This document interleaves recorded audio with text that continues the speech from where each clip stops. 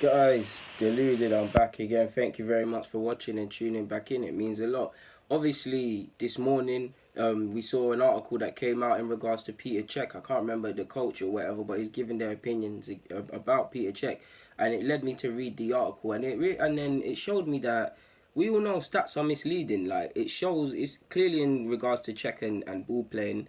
Stats are needed. Stats clearly are vital in football, but you need to provide context. And this is another example of me telling you guys you need to marry what your eyes are showing you essentially and what the stats are telling you. Because if you believe the stats, Petr Cech's been the best goalkeeper in regards to ball playing, or one of them in the Premier League. If you believe the eyes, then Cech's been completely poor. When if you use both, he's been poor, but there's been moments he saved us despite the fact he's declining, and you can see the stats. So yeah, obviously recent games have highlighted Cech's frailties, whether it's collecting from crosses and just spreading confidence throughout the whole team. He's not the keeper he once was.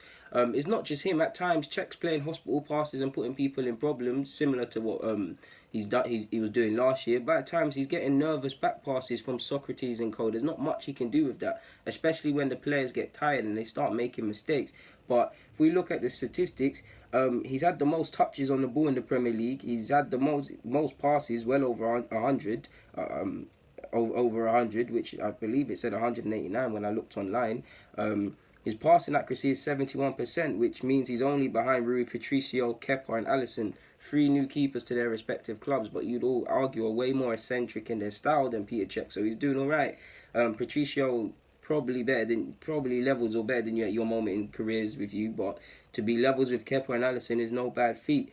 So yeah, man, that could show a culture shift and highlight the fact that in the same way there's not really traditional 10s in the games left as it holds, or the game's kind of past checking that he's a sensible keeper. He's been a good keeper, but the ball playing is the buzzword now, in the sense that it happened with centre halves. It's happening now. For short passes, his passing accuracy is 96%. It's easy to do that when there's no pressure and we're just playing silly passes. His long passes is 35, so his overall it's around what? I don't even know, but that sounds pretty decent. That would put him fourth behind Kepa, Alisson and Ederson in regards to passing. Context is needed because Ederson's clearly he might not be the best keeper in the Premier League, but in terms of ball playing, you'd have to argue none are better than him. You see now central he is to City's plans. You see what he does for Manchester City in that regards. This could show you that, on one hand, Unai Emery might be happy with Cech. He might not be completely happy because he's made mistakes, but he's a very data-driven man. They have way more access to data and contextualized data that they actually need to apply to improve them. If the stats show that he's doing all right and he's adapting, and we're playing we're a top team for playing out the back, and the keeper's having touches on the ball and he's showing a willingness to try and play out the back despite not being able to do it, then you can't really have any issues. Leno clearly is a better goalkeeper in regards to ball playing just on the basis of pre-season and Cech, but you've got to wonder what is Leno either showing to concern Unai Emery or not showing, which concerns Unai Emery. Either way, he hasn't played. He has to be patient and things like that. He might even be carrying an injury. I don't know. But yeah, like maybe he is happy with Cech and Cech's fighting for the battle. But on the same logic, we know Cech isn't there anymore. A couple of times he's had to deal with back passes that aren't of a good enough standards, but more often than not, he's not providing. For me, first and foremost, the keeper has to provide confidence to the fans and the rest of the side, because he sets the tempo. Big away game. If you imagine that your defence is getting cut open and things like that, and your keeper's saving them, yes, you need to shout at the defence, but the keeper gives you confidence and you see him saving stuff.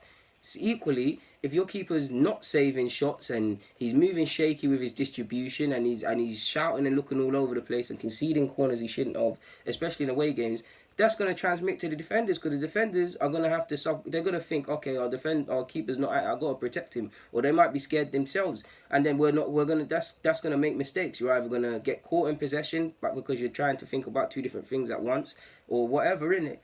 So at 35 turning 36 or 36 years of age, however old Cech is, it's commendable that he's not, regardless of what you think about him, he's not going down without a fight. The stats are showing he's up for the fight. He's clearly up for the fight because regardless of what's been said, what's been seen, he's ahead of Leno at this current moment in time, despite the fact there's a new keeper and all the critics of last year. So credit. But away from the stats, we clearly know he's not at it anymore. We clearly know, like last season, there'll be times he'll make good saves and he might have deserved to win that game and walk away with something, but there's going to be times when he's not. if I go back to, it was either Chelsea or City. There was one of them. I remember saying it in my preview. I mean, my review of the game. Cech and Gudelzi are the only two players that could kind of leave that pitch with any sort of pride, which is credit where due. But the next week after that, Cech weren't really at it, to be fair. So yeah, the longer we've left this problem for a while. I mean, and the longer we leave it, there's going to be problems. It is very concerning that we've bought a new keeper and he hasn't started, but Unai Emery sees him more than me. He hasn't been called up to the German side for pre-season, I mean for the friendlies and stuff. He wasn't called up for the World Cup, so he's had a lot of time to work with Leno and see what he's on. So again, if he deems that he's ready, but we need patience, alright, cool. That would concern me. But at the same time, if you're seeing something to not want to play him at this moment in time, at the age he's at, and the ball playing and all the things you want to implement, it is concerning. For what it's worth, we know Leno's a patient man. He said it doesn't matter how long, when it comes, he's going to take that. He doesn't feel he's made the wrong decision leaving and joining Arsenal. Only the future can tell us what's going to happen in regards to these developments. But for now, guys, deluded, I'm out. Thank you for watching. I hope I provided some decent content for you guys. For now, I'm out though, man. Yeah.